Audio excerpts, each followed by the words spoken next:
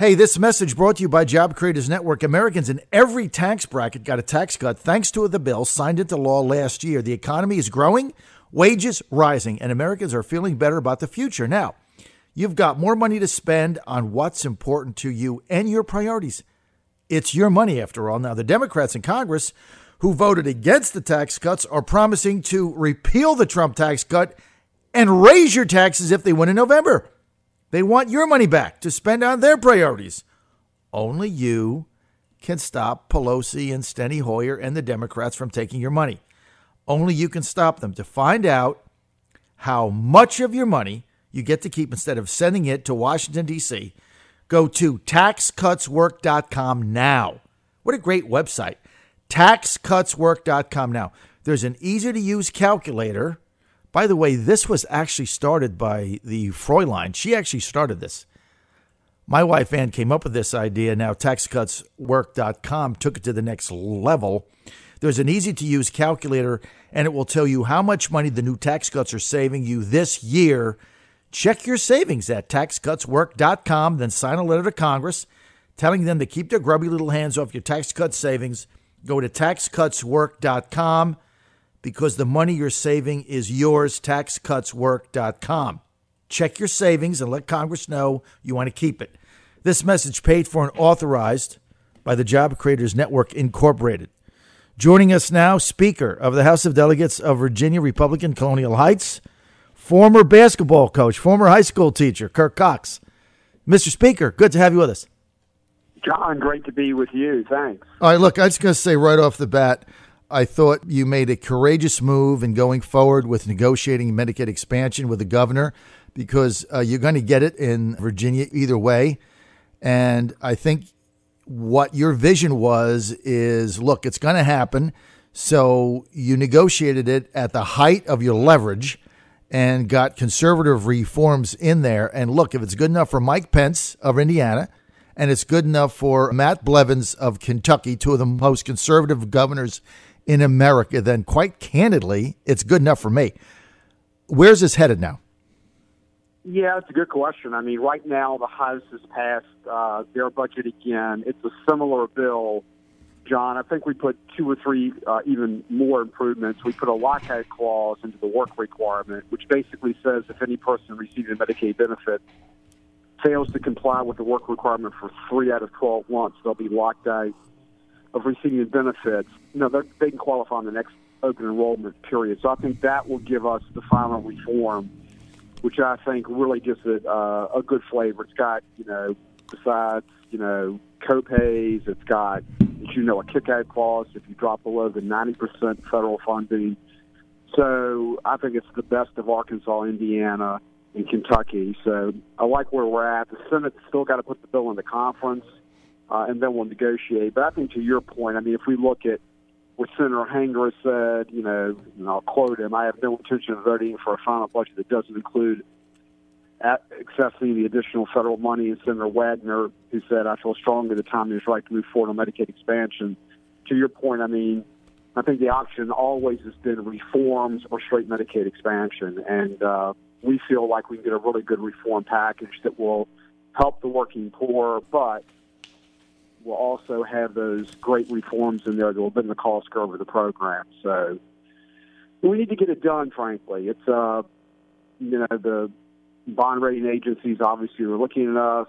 We have a sound budget, but, we don't need to drag this thing into, late May and June. So I think to your point, it's pretty clear what path we're going on. Let's come up with a good series of reforms and go from there.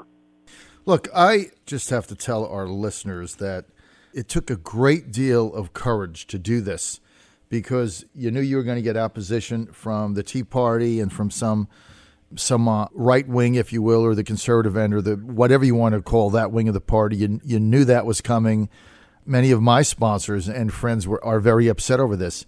So, like, the easiest thing to do would have been just to block it, right? That would have been easy.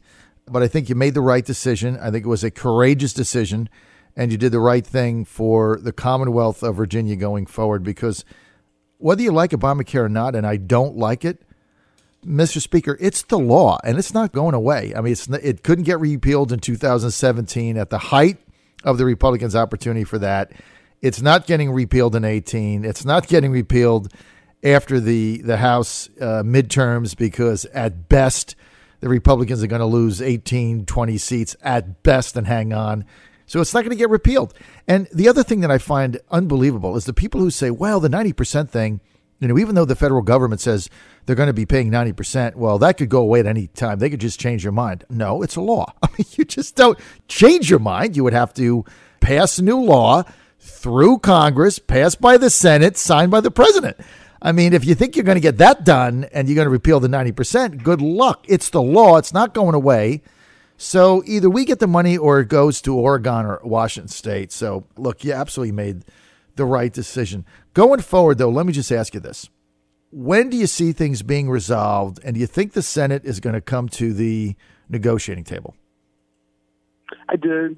I think you've seen some hints of that. Can't give you a good timetable, John, but I think they realize with what Senator Hanger and Senator Wagner have said that, and here's the worst-case scenario. The worst-case scenario is, let's say you pull Medicaid expansion out of the budget as soon as the governor, and I've worked well with the governor, but he's been pretty clear he will send something back down that doesn't nearly have the reforms. And as you know, the problem is that in that case, it only takes one senator with Justin Fairfax, the Democrat, to become the governor.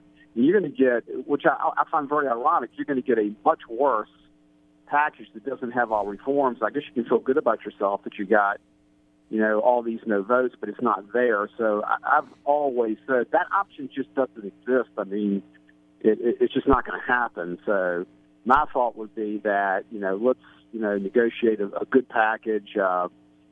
Like I said, and I really like the way the budget is. We've got a reserve fund that's really built up. The bond rating agencies will like on both sides. And so we just need to get it done. We have a great reputation for getting budgets done on time. We have a balanced budget provision. So, the inevitable is there now. So dragging on that, I just don't get. I mean, I think that's just not smart.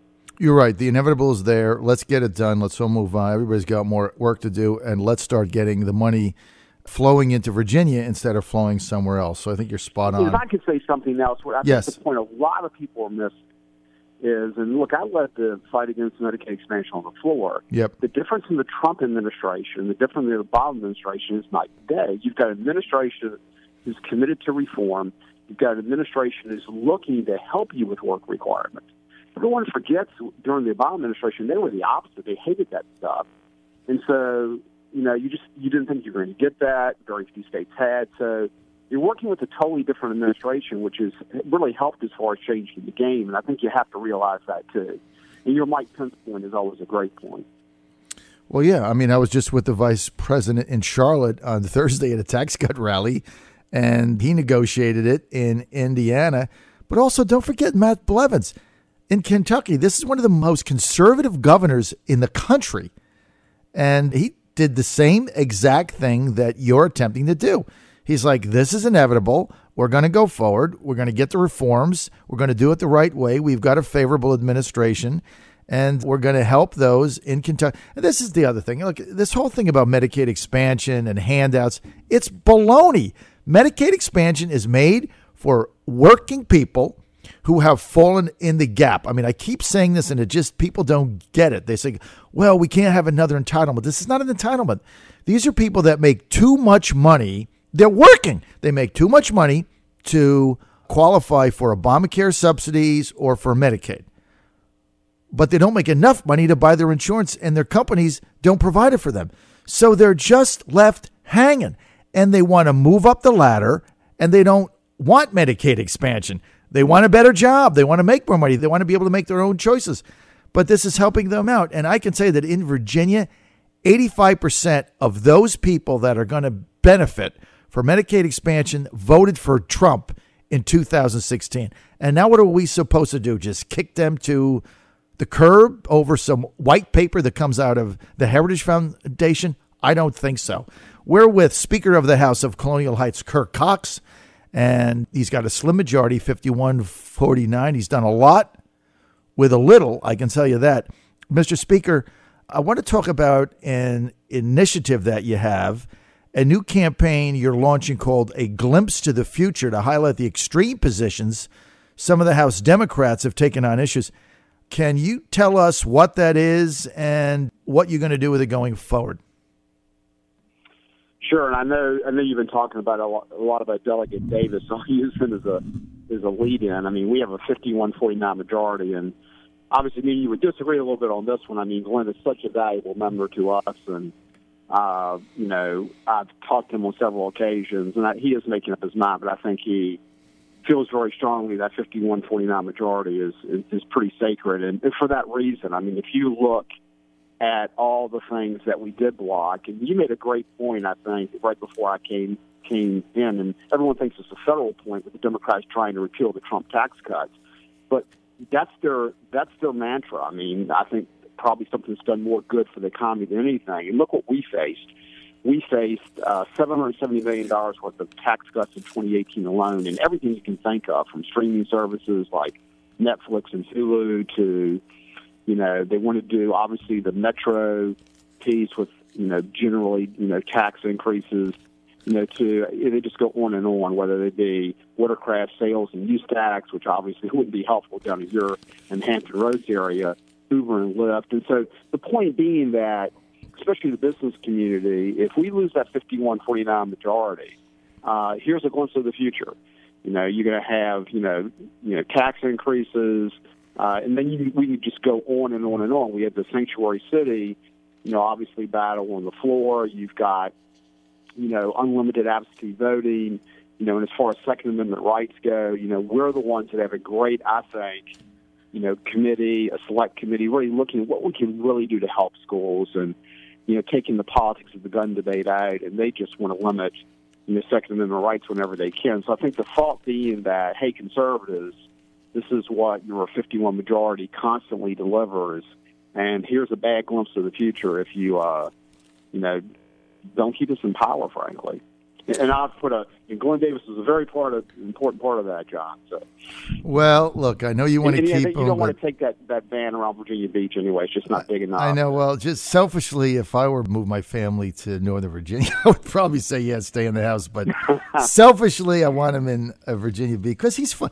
I tell you, and the campaign would be fun. He's just a fun guy. I mean, I love being around Glenn. All we do is laugh, and we have a good time. But I know you got this precarious majority. All right, I need you to take one call. He's been on hold. He's dying to ask you a question. Sure. Chief Joe in Williamsburg. Chief Joe, you're on the line with Speaker Kirk Cox. Good morning, sir.